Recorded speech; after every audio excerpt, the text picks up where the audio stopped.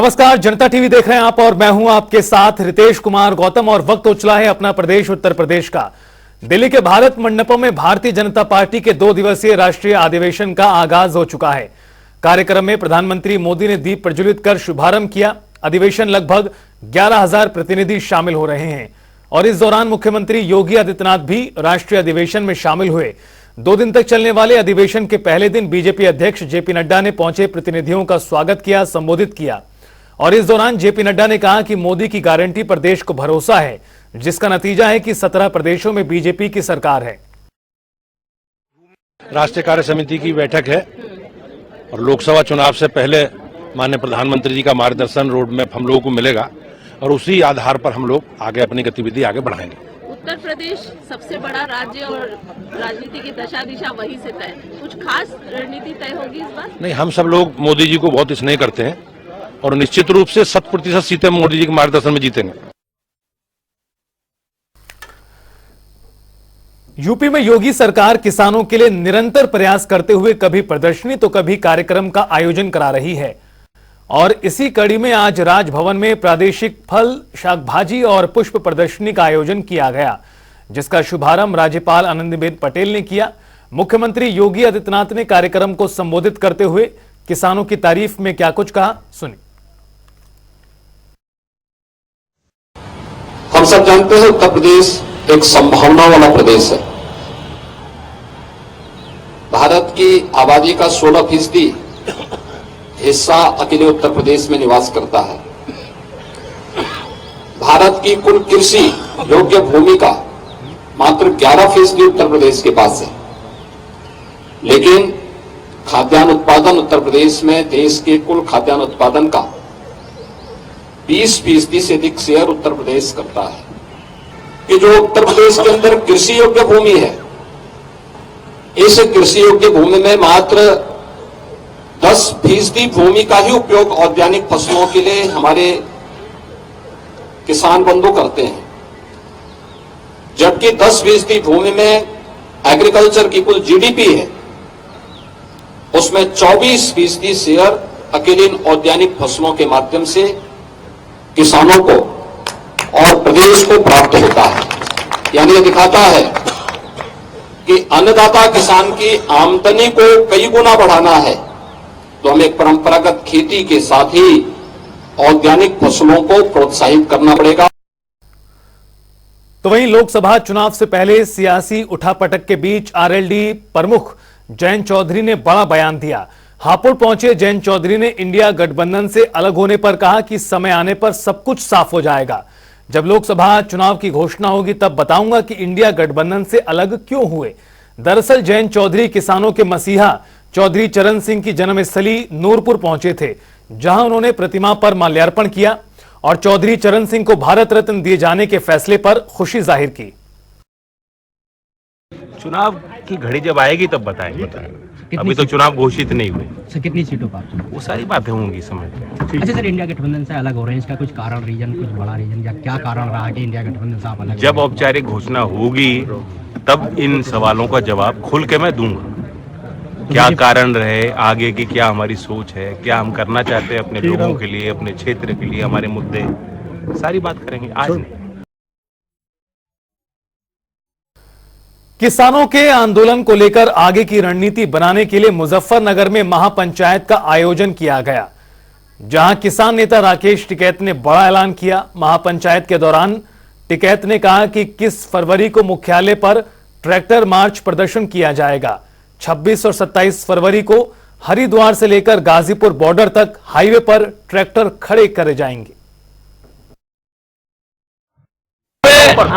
Delhi, Haryana, Uttar Pradesh, Uttarakhand 4 state के लोग थे और कुछ लोगों से बात हुई और करीब 30-35 लोग कार्यकारिणी के थे। निर्णय ये लिया कि जो हरियाणा पंजाब में हुआ है वो गलत हुआ। राजधानी लखनऊ के मेडिकल कॉलेज में डिपार्टमेंट ऑफ रेडियो डायग्नोसिस के तत्वाधान में 2 दिवसीय कार्यशाला का आयोजन किया गया। संवाददाता सत्यव्रत शुक्ल की रिपोर्ट देखिए। मेडिकल कॉलेज लखनऊ में 2 दिवसीय कार्यशाला डिपार्टमेंट ऑफ रेडियो डायग्नोसिस के तहत जो है आयोजन किया गया है। इस कार्यशाला पे बात करने के लिए हमारे साथ मौजूद हैं रेडियो डायग्नोसिस डिपार्टमेंट के विभागाध्यक्ष डॉक्टर नीत परिहार, साथ ही साथ डॉक्टर दुर्गेश द्विवेदी और डॉक्टर मनोज कुमार। आइए हम इनसे जानते हैं कि इस 2 दिवसीय कार्यशाला का क्या उद्देश्य है। डॉक्टर साहब नमस्कार। नमस्कार, धन्यवाद। तो इस 2 दिवसीय कार्यशाला है, इसका क्या उद्देश्य है और क्या मतलब क्या है इसका थीम है? तो इसकी अवधारणा ऐसे बनाई गई थी कि हमारे यहाँ 2 सबसे बड़ी चीज़ें हैं सीटी स्कैन हमारे रेडियोलॉजी में, जिसमें बहुत सारे पेशेंट आते हैं।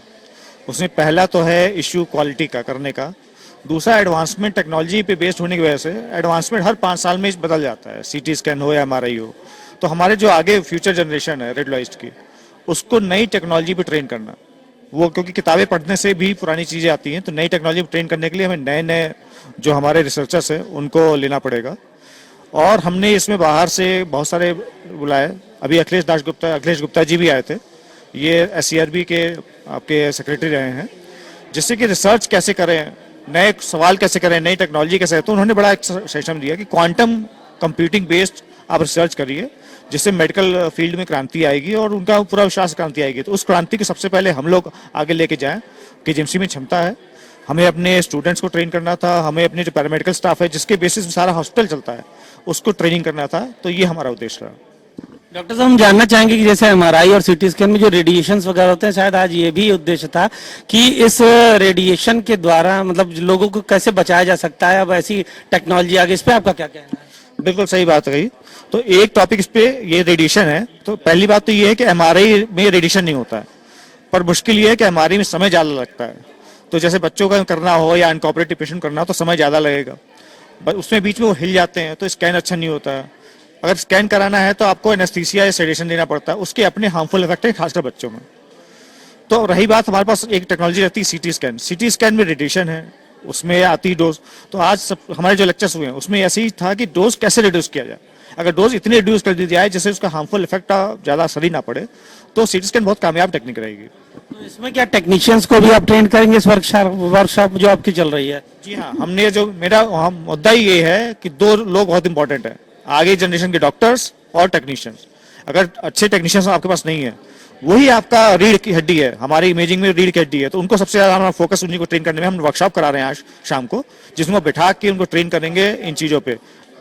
तो निश्चित रूप से कहीं ना कहीं इस तरह की कार्यशाला का जो उद्देश्य है वो ये है कि भाई ज्यादा से ज्यादा जो भी रेडिएशन का जो इफेक्ट था उसको कम करते हुए जो भी अत्याधुनिक तकनीक है उसका लाभ छोटे बच्चे हैं उनका भी एमआरआई सीटी स्कैन किया जा सके, साथ ही साथ जो है गर्भवती महिलाएं उनका भी किया जा सके। निश्चित रूप से इस तरह की कार्यशालाओं का उद्देश्य मरीजों को ज्यादा से ज्यादा लाभ पहुंचाना है और कहीं ना कहीं इस तरह की कार्यशालाओं से उसका लाभ मिलना तय है, ये कहना गलत नहीं होगा। लेकिन कहां तक इसका लाभ मरीजों तक पहुंच पाता है ये तो आने वाला वक्त ही बताएगा।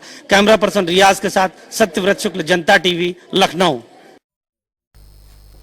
और चलिए अब रुख करते हैं 4 मिनट में 18 मंडल का।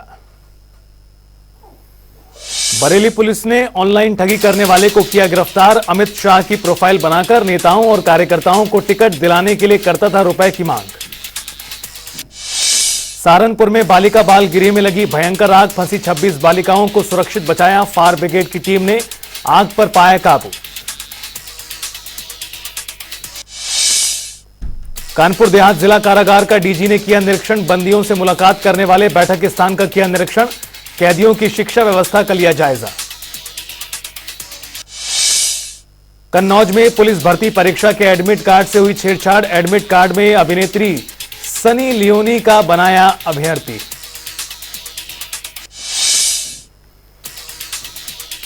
पीलीभीत में जिला पंचायत बोर्ड की हुई बैठक। कई विभागों के अधिकारी रहे सदस्यों के निशाने पर। काम न करने और शिकायत का निस्तारण न करने के आरोप लगाते हुए जमकर किया हंगामा। प्रयागराज में सीजीआई डीवाई चंद्रचूड़ ने आर्बिट्रेशन का किया उद्घाटन। साथ ही कोर्ट ऑफ उत्तर प्रदेश किताब का भी किया विमोचन। बिजनौर में पुलिस भर्ती परीक्षा देने जा रहे 2 भाइयों की दर्दनाक मौत, परिजनों का बुरा हाल। सड़क दुर्घटना में हुआ हादसा। लखनऊ में 2 पक्षों में जमकर मारपीट, एफआईआर दर्ज। सभासद ने कराई एफआईआर। जमीनी पैमाइश विवाद को लेकर हुई थी मारपीट की घटना। फतेहपुर में खेत की ट्रैक्टर से जुताई करते समय रोटावेटर में फंसने से युवक की मौत, चालक मौके से फरार। कानपुर में तेज रफ्तार गाड़ी ने साइकिल सवार बुजुर्ग को मारी टक्कर, इलाज के दौरान तोड़ा दम, परिजनों ने कार सवार पर दर्ज कराया मुकदमा। पीलीभीत में दो पक्षों के बीच चले पत्थर और लाठी डंडे, युवक ने की महिला से अभद्रता, महिला ने पुलिस अधीक्षक को दिया शिकायती पत्र। प्रयागराज पुलिस ने सोलर गैंग के 5 सदस्यों को किया गिरफ्तार, कब्जे से हाईटेक उपकरण बरामद। बदायूं स्वास्थ्य केंद्र पर प्रसव को आई जच्चा बच्चा की मौत, परिजनों ने डॉक्टरों पर लगाए लापरवाही के आरोप। बरेली में पुलिस को मिली सफलता, वाहन चोर गैंग को किया गिरफ्तार, कब्जे से 16 बाइक बरामद। आजमगढ़ में परीक्षा की सूचिता को भंग करने वाले गैंग का पर्दाफाश, पुलिस ने 7 को किया गिरफ्तार। इटावा में तेज बाइक सवार ने मां बेटे को मारी टक्कर, मौके पर हुई दोनों की मौत। सिद्धार्थनगर में पीडीए जन पंचायत चौपाल जागरूकता कार्यक्रम, सपा ने किया कार्यक्रम, जिलाध्यक्ष ने बीजेपी पर साधा निशाना। आगरा पुलिस और लुटेरों के बीच मुठभेड़, पैर में गोली लगने से 3 लोग गिरफ्तार, कब्जे से लूटी गई नकदी और तमंचा बरामद।